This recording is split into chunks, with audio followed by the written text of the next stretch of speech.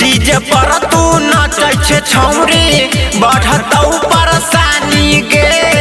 काम नई तो सुन गे छौरी चढ़ल जवानी गे डीजे पर तू नचै छे छौरी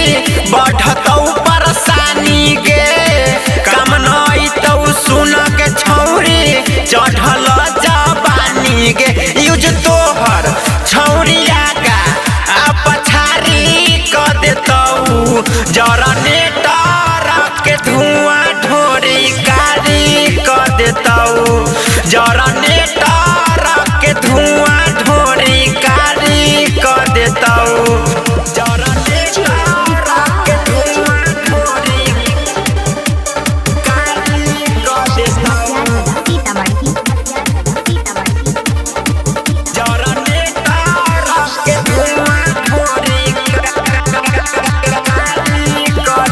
मनिले हमर बात गे छौरी कहै छियौ तोरा गे ले मन चूस जेना चूस लेतौ नबीन बतोरा गे मनिले हमर बात गे छौरी कहै छियौ तोरा गे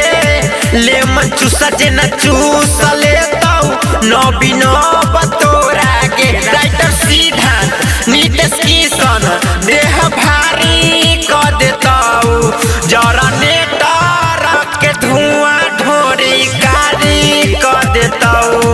जनरेटर के धुआं ढोरी कारी क देतौ।